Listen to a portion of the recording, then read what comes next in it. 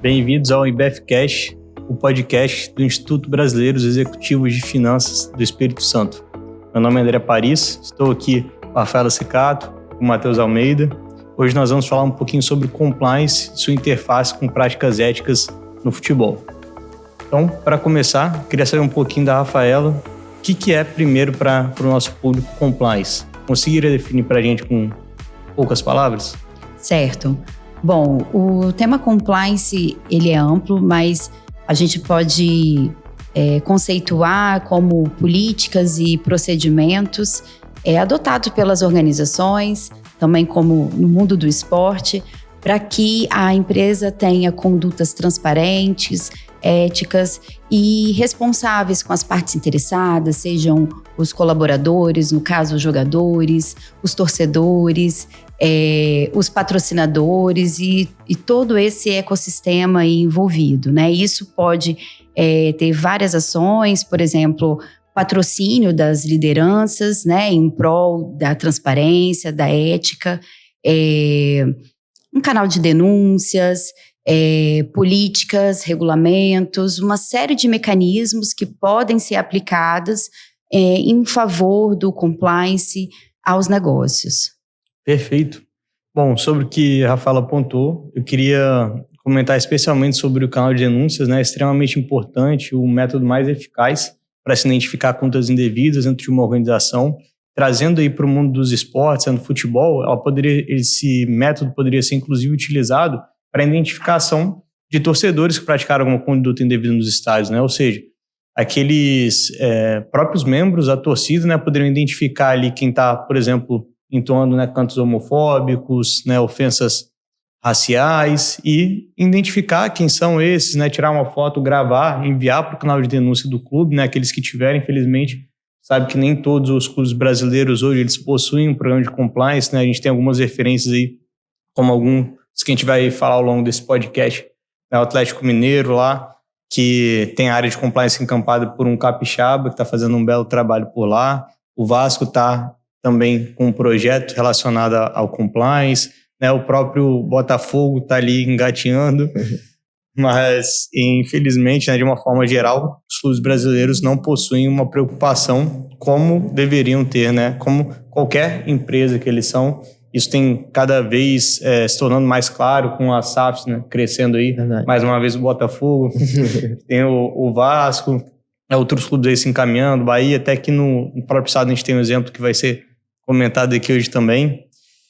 E acho que um dos maiores desafios, de uma forma geral, para um programa de compliance, né, seja no âmbito do futebol, seja para qualquer empresa, é tornar efetivo todos os custos ali que envolvem essas práticas que a Rafaela comentou. E para a gente fazer isso, só tem um caminho, que é tornar a cultura corporativa uma cultura pautada na ética e na transparência. É aí que começa a ver o retorno ali dos investimentos no programa de compliance. Como a Rafaela adiantou, a gente vai conversar sobre alguns casos de, infelizmente, algumas práticas não éticas no futebol. A gente tem diversos exemplos, né? Gostaríamos de ter menos tópicos para poder estar conversando aqui hoje, mas felizmente nós temos muitos. Nós temos exemplos muito marcantes que aconteceram no campeonato italiano, que fez inclusive a Juventus ser rebaixada na época, né? Que tinha um plantel de grandes craques, mas que por conta de contas antiéticas acabou perdendo o Scudetto e sendo rebaixada. Verdade. Aqui nós temos um caso, a operação recente, penalidade máxima, a gente nem sabe até onde ela vai e obviamente não tem como não citar os casos de racismo recorrente que Vinícius Júnior vem sofrendo na Espanha, com inclusive, né, bonecos dele pendurado, enforcado em cima da ponte. Então, um caso extremamente sério que só agora, depois de várias vezes comunicado, né, parece que começaram a dar a devida atenção por parte da Federação de Futebol Espanhola. Então, se você puder comentar um pouquinho para a gente, Matheus, sobre algum desses casos. Com certeza, André. Infelizmente, o tamanho do futebol hoje no mundo é muito claro, né? Então, tudo aquilo que acontece no mundo do futebol tem uma propagação gigantesca, né? Atinge desde crianças até a pessoa mais idosa, que seja fã, torcedor e tudo mais, né? Além disso, a mídia faz com que essa propagação seja maior ainda. A internet, hoje em dia, a gente tem acesso a diversas notícias. E como o André bem relatou, nós temos diversos exemplos negativos, né? Essa questão em 2006, se eu não me engano, né, do campeonato italiano.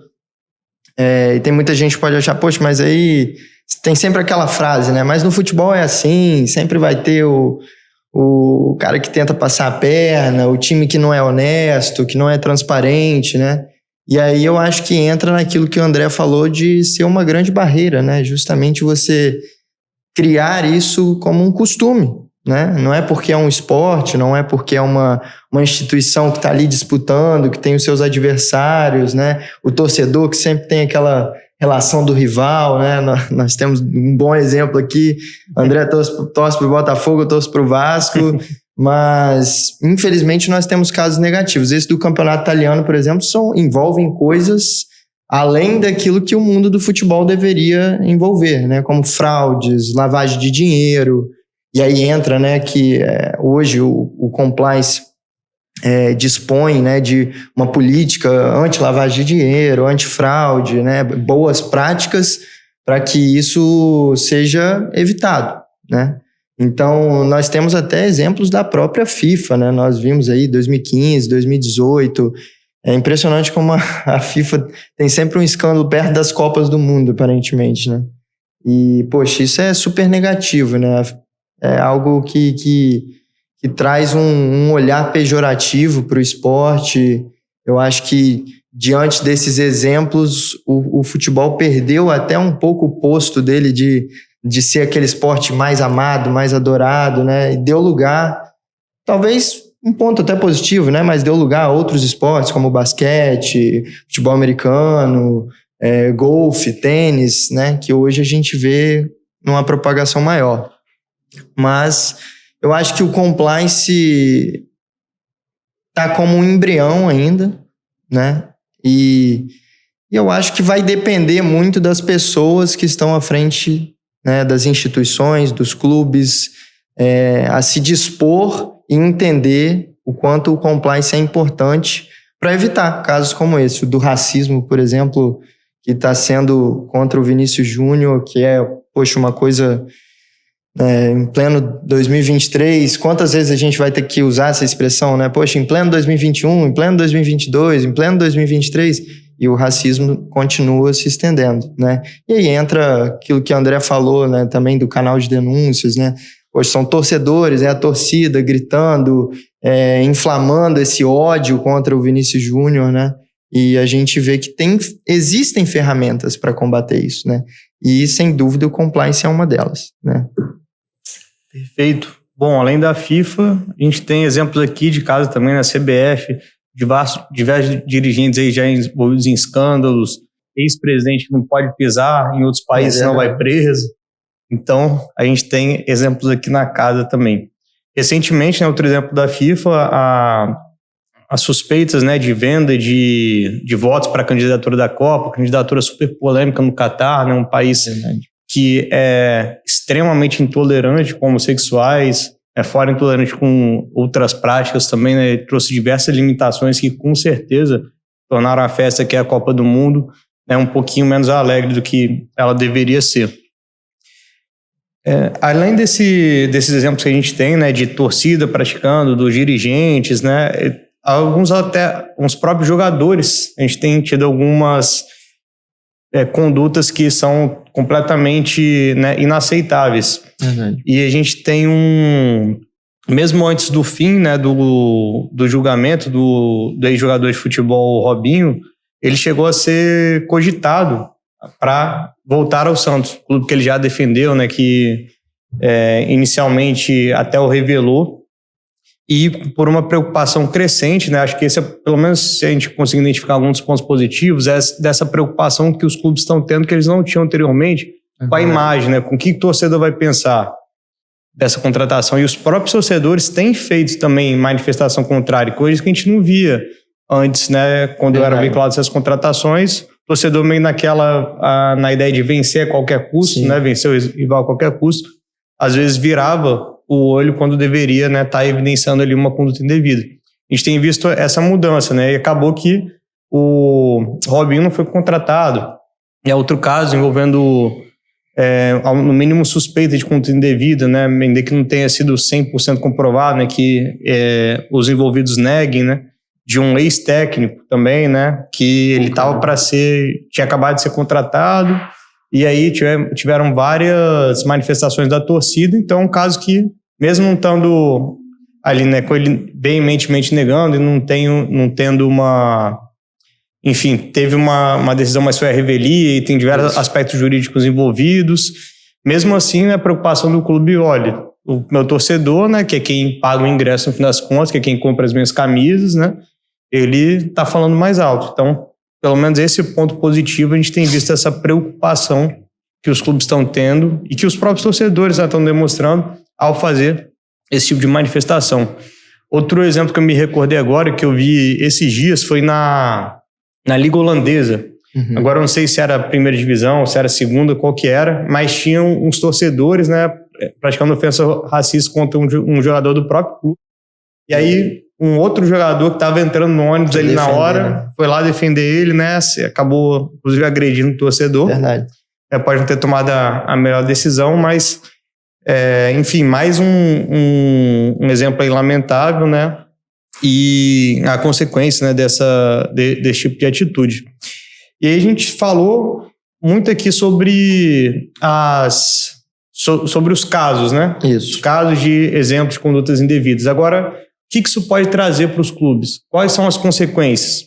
Eu queria saber um pouquinho da Rafa, um pouquinho do Matheus também. Show. Ok, vamos lá. Bom, a gente falando aqui de futebol, é muito forte na cultura do nosso país e une muito as pessoas, né? Então, esse unir as pessoas tem relação aí com a honestidade, né, do jogo em si, né, de tudo ali envolvido, do fair play, né, da prestação de contas e também com a sociedade ali que ele atua. Então, são pontos positivos, né, que de primeira me vêm e que geram outros desmembramentos, né, em relação à imagem e reputação, né, do time. Isso agrega valor tanto para os torcedores, para os próprios jogadores, pode atrair mais jogadores a querer jogar naquele time que tem uma boa reputação, favorece carreiras, né, a prosperarem dentro do próprio time, às vezes desde time de base, né, porque a gente fala de sustentabilidade de negócios, né, se é um time sólido, sustentável nesse sentido, ele favorece essa longevidade. Mais fatores, né? A própria prestação de contas financeira, imagem e reputação. Alguns que me vieram aqui, Matheus, fica à vontade aí em complementar. Com certeza. Eu acho que os pontos negativos, né, desses ocorridos, justamente tocam naquilo que a Rafa começou falando agora, né? O futebol envolve, né? O torcedor, ele é algo muito sincero, né? Digamos assim. Geralmente a pessoa nasceu amando aquele clube e tudo mais. Então, acho que a primeira pessoa a sentir um escândalo é o próprio torcedor, né? É alguém que vai ter, vamos dizer, vai ficar constrangido com aquilo ali. Então, isso, sem dúvida, faz com que aquele clube, aquela instituição perca credibilidade, né? Perca confiança do torcedor. Eu acho que isso, na verdade, é um ponto que vai bater com a questão da imagem, né? Poxa, um clube que é mal visto no mercado, como a Rafa falou, poxa, um jogador... hoje a gente vive num momento... Antes, talvez, isso no passado não era considerado, né? Talvez na época aí, vamos dizer, antes dos anos 2000, um jogador provavelmente não pensaria se o clube era transparente, se não era. Hoje em dia, com certeza, existem jogadores que vão analisar, né? Poxa, eu vou para um clube que, né, ele tem uma certa transparência no final do ano, né? Igual o Atlético tem feito, se eu não me engano, vai lá, publica para os torcedores, olha, esse aqui foi o orçamento, são as nossas contas, aquilo que a gente gastou, o que não gastou. Um clube que paga em dia os seus funcionários, porque afinal de contas isso também gira em torno de uma boa gestão, né? E a questão do compliance, da transparência, vamos dizer assim, de um clube, sem dúvida, ela agrega valor para o clube, para a instituição, né? Hoje a gente vê, puxando um pouco agora para a iniciativa privada, poxa, ninguém vai querer trabalhar numa empresa que tem uma péssima reputação. né? Então, poxa, se eu fosse jogador hoje em dia, certamente eu teria esse olhar. E o ponto, as consequências, né, desses escândalos, eu acho que justamente é isso. Você perde a sua credibilidade. Então, fere aí a imagem do clube e tudo mais. E isso, sem dúvida, vai gerar um prejuízo financeiro, né? Que é, poxa, importantíssimo para os clubes. Hoje em dia, a gente estava até batendo aqui em off, né, como dizem nessa linguagem de podcast por aí, acerca que a maioria dos clubes hoje possuem dívidas, né, e tudo mais. Então, você ter um prejuízo financeiro referente à sua imagem, algo que você pode evitar, sem dúvidas, é um ponto hiper negativo aí para os clubes. Sem dúvida, perfeito, pessoal. Eu acredito que além dessa escolha, né, de em qual clube jogar, também envolve a liga, né? Qual campeonato disputar. Principalmente, né, nesse exemplo que a gente estava comentando do Vinícius Júnior, ele mesmo chegou a dar algumas declarações nas redes sociais, deixando a entender que ele pode não seguir no Campeonato Espanhol por conta, né, dessa falta de tomada de atitude de La Liga para poder tentar, enfim, mitigar e o ideal, né, evitar esse tipo de manifestação dos torcedores. Completamente inaceitável.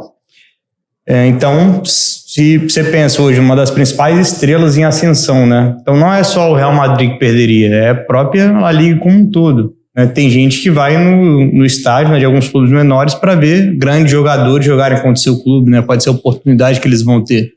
E aí você perde, começa a perder torcedor, começa a perder renda, aí começa a perder contrato, né, de transmissão, e a própria federação vai perdendo também as suas fontes de renda, seu faturamento. Então, devia ser uma preocupação, né, muito levada muito seriamente pela Liga e por qualquer outro campeonato, né? A gente sabe que, infelizmente, não é uma exclusividade da La Liga, né? A gente tem, mesmo nas que punem com maior severidade, a gente tem alguns exemplos ali de contas indevidas, como no campeonato inglês, né, que tem ali punições históricas de banimento para sempre dos torcedores, de não sei quantos anos, e ainda assim você ainda vê alguns casos, né? Tem um caso passado que o jogador acabou até sendo punido junto, né? Isso é um caso de xenofobismo, foi praticado contra o Eric Cantona, um jogador do Manchester United, em que ele dá aquela emblemática voadora no torcedor. Verdade. Que proferiu essa ofensa aí xenofóbica contra ele. E ele foi suspenso aí por diversos jogos, né? Perdeu o campeonato, ele acabou perdendo um craque aí por uns tempos. E enfim, por conta de mais uma conduta indevida aí de um torcedor.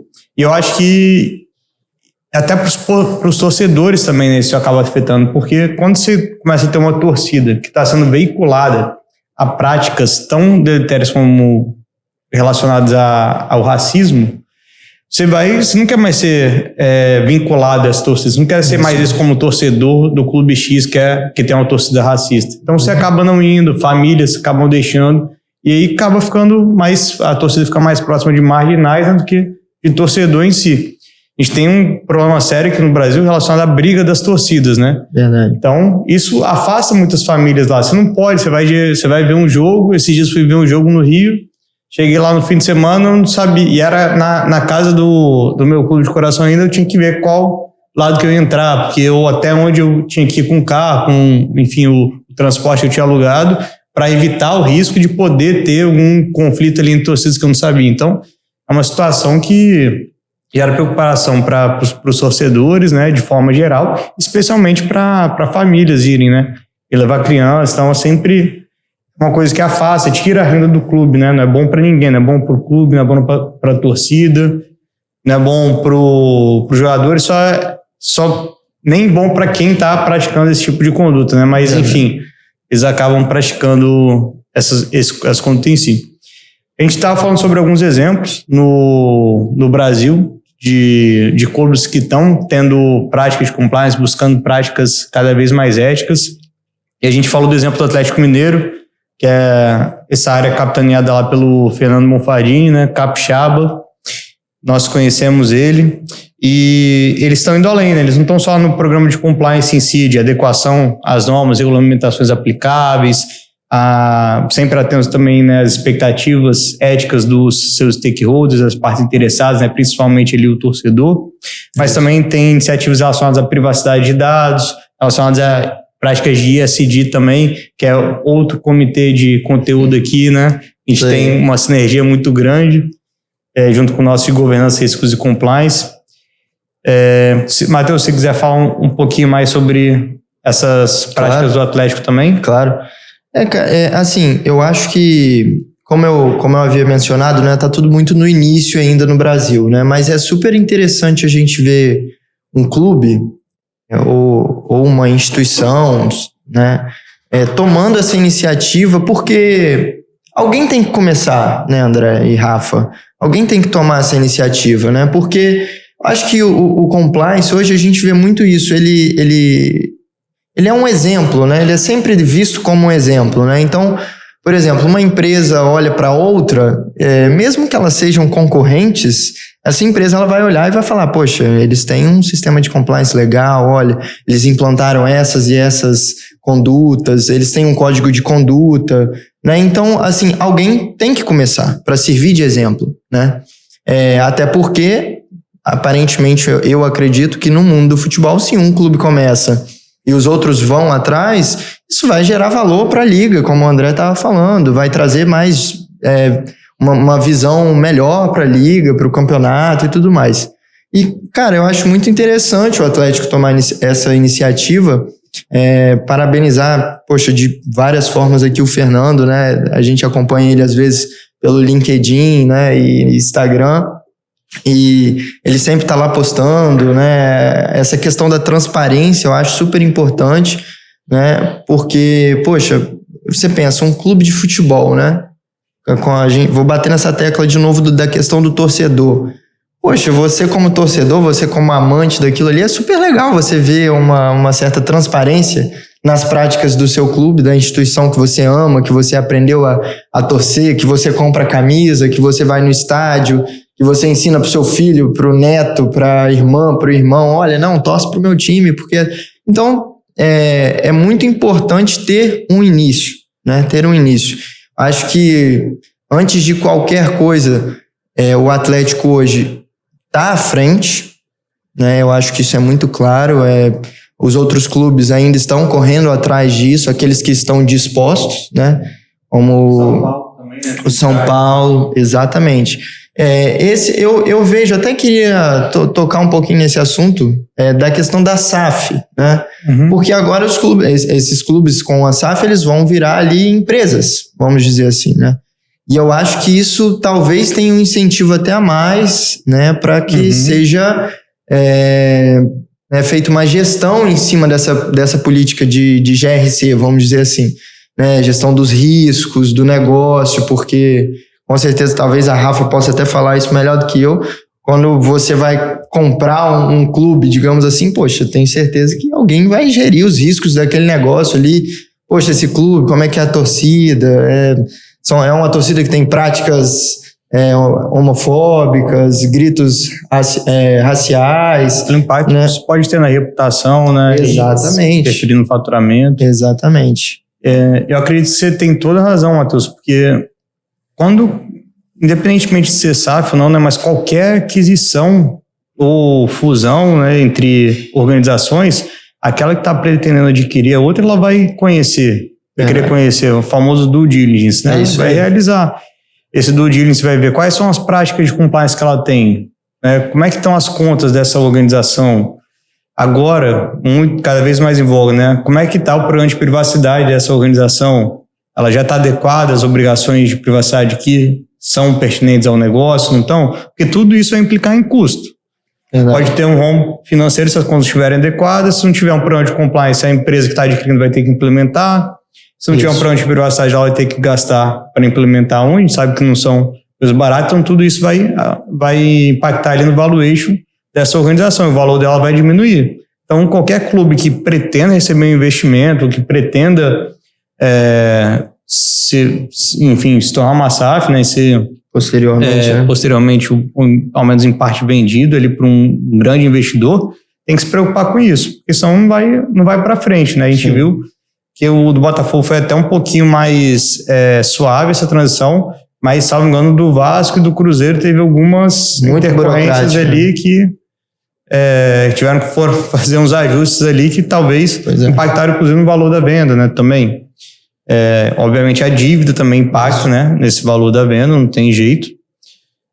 E acho que essa é uma preocupação, né, que qualquer clube que quiser receber tipo de investimento vai ter que ter. É verdade. Não tem jeito. Certo.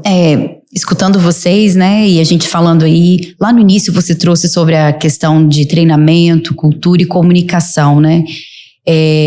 Isso que o mundo do futebol começou a viver agora, né, desse Vasco, Atlético Mineiro, Paranaense, e tem mais um clube. Acho que tem o Santos também, se eu não me engano, tá entrando. Junto. É um trabalho de formiguinha, né? É um trabalho de base, e esse trabalho vai contagiando os outros clubes à medida que, né, os torcedores e a sociedade de uma maneira geral começam a se identificar mais fortemente, né, ver valor naquilo, os próprios clubes, né, tendo solidez na sua prestação de conta, na sua contabilidade, não ter corrupção, desvio de recursos, todos crescem ali, né? Então, você falando sobre valuation, isso se aplica em qualquer mundo dos negócios, como também no mundo do futebol, né? Então, eu acho que isso é uma transformação que está começando. Vem aí a legislação, né, com parte para ir apertando, para que os clubes possam ir se adequando, mas de uma maneira geral é isso, né? As organizações precisam sentir esse valor. Nós, como torcedores, né, eu tenho filhos e é muito gratificante você levar, né, a sua família a um estádio, sentir aquela energia. E tão bom quando a gente pode fazer isso com tranquilidade, com identidade com o time que está lá, né, em relação à transparência, à ética. Então a gente também está deixando um legado aí, né, para os pequenos que estão vindo, desde jogadores e jogadoras, né, técnicos, enfim, todos aí envolvidos nesse mundo que é muito diverso, né? Verdade. Bacana. Voltando agora um pouco para o caso do Vinícius Júnior, queria a opinião de vocês dois sobre o que poderia ser feito para poder mitigar situações futuras, né? A gente viu, por exemplo, a manifestação dos próprios jogadores, né? Sendo o exemplo ali, nesse caso, né? Teve um jogador que jogava até num clube onde que não foi um único, né, que os torcedores realizaram ofensas racistas contra o Vini Júnior, mas foi o último, salvo engano, que é o Valência. E aí um dos jogadores, né, que é negro do Valência, ele foi lá e comentou algo no sentido de: se você tá ofendendo o Vini, você tá me ofendendo também, obviamente. Então, o que vocês acham além dessa, dos próprios jogadores serem exemplos, né? Porque eles que geram é tão importante essa preocupação da imagem, né, que os clubes, que as ligas têm com seus jogadores, porque eles estão formando as novas gerações, né? A Rafa comentou que ela tem filhos e tal, sem dúvida elas têm como ídolo um jogador e está mirando ali nas condutas dele, ou seja, o que aquele ídolo ali faz vai ser um exemplo para ele, né? Não só em campo, como fora de campo também. Então, extracampo, né? Sem dúvida, os jogadores eles podem tomar atitudes, né, cada vez mais decisivas. Eu acho que tem pouco apoio ali quando uma situação dessa acontece de todos os jogadores de uma forma geral, né, de se manifestar. A gente tem visto isso aumentar, né, mas todos os companheiros de equipe, né, enfim, os jogadores do próprio clube que a torcida proferiu essas ofensas, né, é muito importante que eles se manifestem para que os torcedores saibam: olha, a gente que trabalha no clube, né, a gente que, para quem vocês torcem, né, nós não compactuamos com esse tipo de ofensa, ainda que seja levantado, né, de forma bastante leviana: nós estamos fazendo isso para desestabilizar determinado jogador, mas não é justificativa nenhuma. Então, acho que essa ideia, né, do que o Matheus comentou, né, de que ganhar a qualquer custo não faz mais sentido nenhum. Então, acho que esse tipo de exemplo lá dos próprios jogadores, sem dúvida, teria um impacto muito forte. Quais outras ações vocês acham que poderiam ser tomadas para esses casos específicos aí de ofensas raciais, ofensas homofóbicas nos estádios? Eu acho que teve uma questão aí em relação à celeridade, né, de como as lideranças transcorreram após os ocorridos, né? Desde as primeiras manifestações, né? Então, os atos, eles foram crescendo e tomando uma proporção maior, né? La Liga só se manifestou quando o mundo do esporte, de maneira geral, se manifestou nas redes sociais. Lewis Hamilton, Miller, várias referências do esporte no mundo, referências políticas, né, se manifestaram, e aí eles entenderam, opa, ficou um pouco maior do que a gente achava que estava, e tiveram que se manifestar, e na minha percepção de uma maneira não tão genuína, então eles tiveram que se retratar algumas vezes, não foi eficaz ali o canal. Então, para um clube nesse sentido, ele pode ter um comitê de crise, ele pode ter políticas que orientam nessa determinada situação, já sabe como agir, quem é o porta-voz, né, quais são as mensagens, quais são os valores que o clube estão ali, né, para serem fortalecidos quando as crises ocorrem, né? Então, esses comitês, né, a pessoa, o porta-voz, são simples referências que existem muitas outras, mas que são muito importantes aí para um início. Perfeito. Muito bom o que a Rafa falou, né? Eu puxando até um link, tem muito a ver com o que ela está falando, né? Eu acho que é um dos princípios e mais abordados aí do compliance, que é uma liderança engajada nessa questão, né? O tone at the top, é aquela questão, por exemplo, poxa, você pegar um presidente de um clube hoje, será que ele está verdadeiramente engajado nessa questão? Será que ele está realmente preocupado em ter uma conduta ética dentro do clube, em ter um clube sustentável, sabe? Em ter ali boas práticas? Ou será que ele faz isso, né, no greenwashing, né? Só para dizer, pô, já não, a gente tem aqui um sistema de compliance, sabe? Mas e aí, como é que é o seu... Não, tá começando ainda, né? Sempre tem.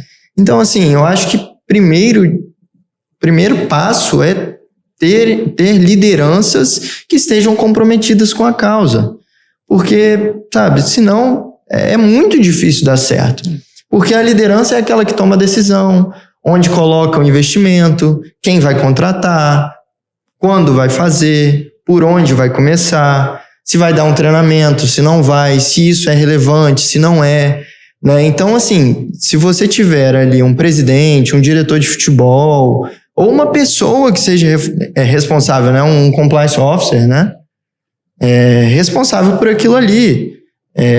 Porque senão fica algo solto dentro do clube. Fica uma ideia, né? Então, acho que o primeiro passo que eu levaria em consideração seria que os líderes, né? Líderes eu coloco assim, né? Presidentes, diretores, estejam engajados e dispostos a implantar uma cultura, a ter uma fala, né, voltada para essa questão. Porque aí eu acho que as coisas podem começar a andar de forma talvez mais rápidas, né? Porque a grande dificuldade hoje de implantar, né? A grande dificuldade de você implantar um sistema de compliance é você, antes, ter ali uma conduta ética, você construir aquela cultura dentro da instituição, e não só nos clubes, né? A gente vê isso dentro de empresas familiares hoje em dia, né? Tem sempre aquelas questões que ficam enraizadas. Mas sempre foi assim, né? Sempre tem essa frase, sempre foi assim, por que a gente tem que mudar agora? Nunca tivemos problema com essas atitudes, mas, né, a gente precisa mudar um pouco esse pensamento. Com essa fala do Matheus, eu me lembrei, fora do âmbito do futebol, né, mas indo nos esportes, de se não me engano, foi um áudio vazado de um dono de um dos clubes de basquete que acompanha a NBA, em que ele tinha, nesse áudio, né, ele tinha falas racistas ali, e isso foi vazado, veio à tona, né, e aí você imagina como fica o moral, né, dos próprios jogadores ali, né, os torcedores na hora de ir lá, sabendo que você ama tanto, né, o time para qual você torce, só que você vai estar dando dinheiro para um cara capaz de dizer essas coisas, né. Essa questão da liderança realmente é muito importante, porque ela tem a liderança em campo e a liderança fora do campo, né? A liderança dentro do campo são ali os atletas, e fora são muitas vezes, né, os executivos ali daquela organização esportiva. Isso aí. Você falou da NBA agora, André, eu lembrei até do caso. Você acompanha a NBA, eu sei. Eu não sei se Rafa assiste um pouquinho. Um pouco. Teve o caso agora até de um jogador, né, do Memphis Grizzlies, que foi o Ja Morant. E a gente começa a perceber, né, que as coisas começam a mudar, né? Esse jogador, ele tomou uma atitude de aparecer, por exemplo, em uma live de Instagram com uma arma de fogo, né? E a decisão da liga, da NBA e do clube foi pelo afastamento desse atleta que era a estrela do time. A estrela. Então, assim, eu acho interessante frisar isso. Não era, sabe, porque é muito fácil você afastar um cara que é banco, vamos dizer assim, né? Um cara que tá ali, não joga tanto. Não, ele era a estrela do time e a decisão foi por afastar aquilo ali. E uma das justificativas foi aquilo que a gente estava comentando, o Rafa falou. Olha, existem crianças que acompanham. Sabe, existem crianças que são fãs, que tomam aquilo ali como exemplo. Então, se você não combater esse tipo de atitude, sabe, então vai dar errado. Vai dar errado, porque você está passando isso de geração em geração. O esporte passa de geração em geração. Né? Hoje eu sou Vasco porque o meu pai, o meu avô, os meus tios.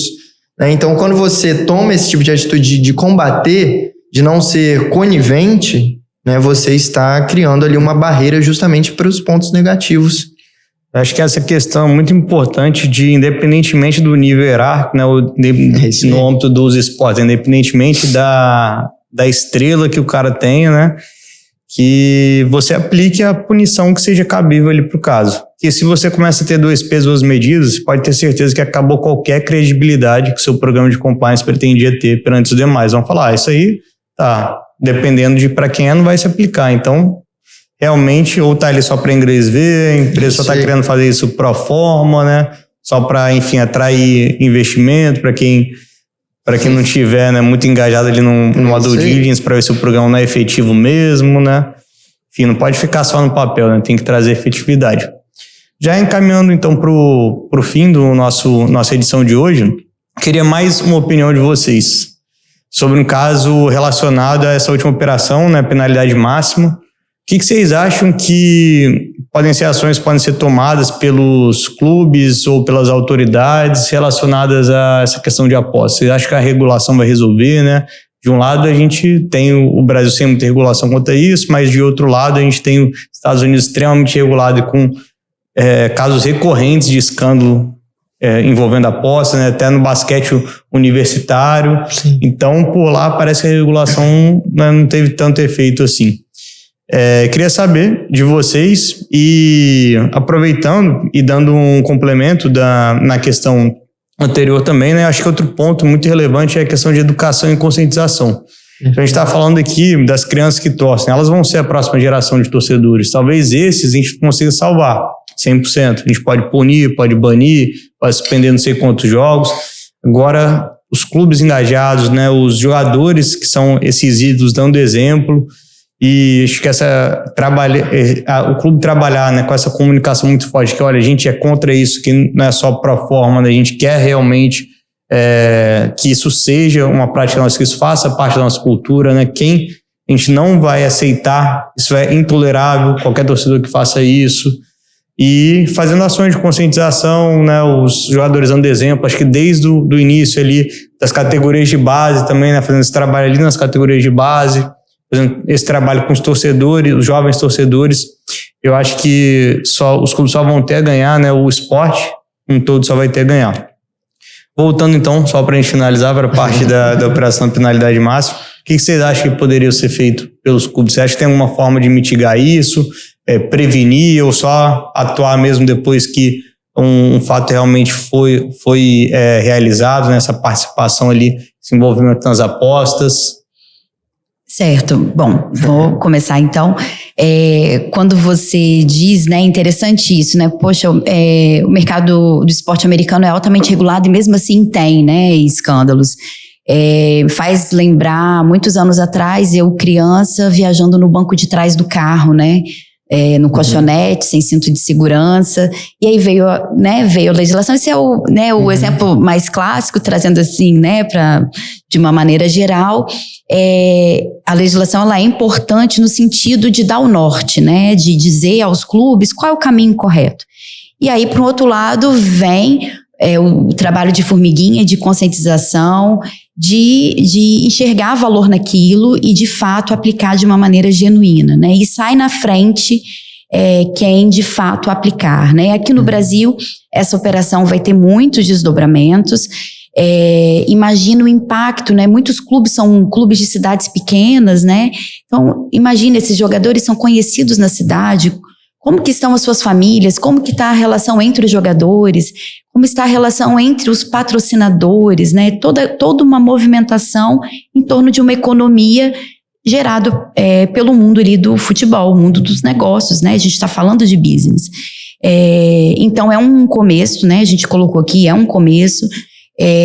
Eu estou torcendo, acompanhando o caso no sentido assim, de que seja feito com celeridade, com transparência, e que ações sejam aplicadas para que a gente no futuro mitigue esses casos, mas a gente sabe que o ser humano é muito criativo nesse sentido, então a gente precisa reinventar, atualizar as legislações, fazer o nosso trabalho de base com as nossas crianças. E hoje eu saí de casa e meu filho estava com a camisa do Vini Júnior. Então eu fico muito feliz no sentido de que ele entende o caso, ele conversa com os amiguinhos dele sobre o caso, e aí a gente vai ter futuras gerações trabalhando de uma maneira genuína e cobrando dos seus times ali ações éticas e transparentes. Legal. Eu acho que com certeza é nessa pegada mesmo que a Rafa falou, André. Respondendo um pouco sua pergunta, se a gente só vai agir depois do ocorrido, ou se eu acredito que existe sim a opção de você prevenir, É lógico, tem aquela questão, você nunca vai ter o risco zero, é impossível você mitigar 100% um risco. Existem os riscos mais baixos, outros mais altos, E infelizmente no mundo dos esportes, acredito que a fraude seja um risco alto, Por tudo aquilo que envolve, por toda a questão de grana, vamos dizer assim, entre aspas, que envolve o mundo do futebol, investimentos, apostas, Como você disse. E nesse caso, eu acho assim, como a Rafa estava falando, eu acho que o principal investimento, acho que eu já ouvi até o Paulo Vanik, nosso vice-presidente, falar isso, o principal investimento é nas pessoas, sabe? Acho que então, você investir no treinamento, na educação dessas pessoas de forma ética, sustentável, fazer com que os atletas, os funcionários e os stakeholders de um clube, uma instituição, entendam a importância de terem condutas éticas, transparentes, da importância de um sistema de compliance ser bem implantado e ter os seus efeitos de forma positiva. Eu acho que esse é o primeiro passo para que você venha mitigar esse tipo de risco, Acerca da operação penalidade, é uma infelicidade a gente ver isso acontecer, Mas eu vejo com outro olhar também de ser um exemplo para que isso não volte a acontecer. A gente sabe que é difícil, mas eu acho que é um bom passo a gente passar a olhar e falar, olha, aconteceu várias vezes já, Agora foi sério, Tivemos diversos jogadores de clubes da Série A, Série B, sendo réus no processo, tendo que ser julgado, passar por toda essa questão. Então você envolve, como o Rafa falou, a família do jogador, os filhos do jogador, o clube, os torcedores. Poxa, tudo isso tem que servir de exemplo para alguma coisa, Então, que seja dessa forma um exemplo positivo, para que as pessoas vejam aquilo ali. Exemplo positivo eu digo assim, para que seja feito um treinamento, que tenha boas práticas, para fazer aquilo ali aquelas pessoas entenderem a importância de terem uma conduta ética dentro do clube e que isso sirva aí para mitigar um pouco. Perfeito. Bom, da minha parte, para encerrar, eu aposto bastante nessa questão que a gente bateu aqui na educação, conscientização, dos exemplos, né, do que os ídolos podem dar para as futuras gerações. E esse exemplo, né, ele não pode ficar só no discurso, ele tem que se traduzir em práticas. Tem uma frase que é atribuída ao Ralph Emerson, em que ele diz o seguinte: o que você fala tão alto que eu não escuto o que você diz. Então, obviamente, as ações valem mais do que palavras. Não adianta nada ter um belo discurso se, na hora de agir, né, tá contraditório com esse discurso. Perfeito. Bom, pessoal, queria agradecer a presença da Rafa, a presença do Matheus aqui, nosso primeiro podcast do Comitê de Conteúdo de Governança, Riscos e Compliance. Convidar todos que estão nos assistindo para poder curtir, seguir o IBFcast e nos vemos na próxima edição. Valeu, galera. Muito obrigado pela participação de todos que assistiram. Esse foi mais um IBFcast. Muito obrigado, foi um prazer estar com todos vocês e até um próximo episódio. Obrigada, pessoal. Obrigada aqui ao time pelo convite, ao IBF e até um próximo episódio. Esse podcast tem o apoio dos mantenedores do IBF, sendo ele categoria Diamante, ArcelorMittal e Vale, categoria Master, Apex, Banestes, MedSenior e Cicobi, categoria Pleno, Baker Tilly e SH, Machado, Mazei e Pinho Advogados, Time Now e FUCAP Business School. Apoiadores: Accounting, Contabilidade e Consultoria, Ótima, Rede Vitória, TES Contabilidade e TV Capixaba. E apoio institucional da FUCAP Business School.